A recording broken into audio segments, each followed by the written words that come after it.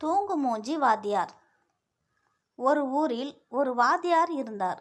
அவர் மதியம் சாப்பிட்ட பிறகு சிறிது நேரம் தூங்குவது வழக்கம். மாணவர்களை பாடம் படிக்க சொல்லிவிட்டு அவர் வகுப்பறையிலேயே சற்று நேரம் தூங்குவார். மாணவர்கள் ஏன் வகுப்பில் தூங்குகிறீர்கள் என்று கேட்பார்கள். அதற்கு அவர் திறமையாக பேசுவதாக நினைத்து தான் தினமும் கனவுலகிற்கு சென்று பல பண்டைய காலத்து ஞானிகளை சந்தித்து வருவேன் என கூறுவார். மாணவர்கள் அவர் சொல்வது பொய் என்று தெரிந்து கொண்டு வாத்தியாருக்கு பாடம் கற்றுத்தர ஒரு திட்டம் போட்டார்கள். வாத்தியார் எதிர்பாராத ஒரு நாளன்று அவர் வகுப்புக்குள் நுழையும் நேரம் அனைத்து மாணவர்களும் தூங்குவது போல நடித்தார்கள். மாணவர்களை பார்த்த வாத்தியார் அனைவரையும் எழுப்பி ஏன் வகுப்பில் தூங்கினீர்கள் என்று கேட்டு திட்டினார்.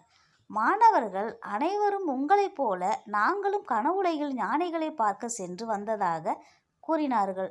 வாத்தியார் முகத்தில் ஈயாடவில்லை. அதன் பின் தனது தவறினை உணர்ந்து மாணவர்களுக்கு பாடம் கற்பித்தார் வாத்தியார். நீதி: செய்கிற வேலையை சரியாக செய்தல் வேண்டும்.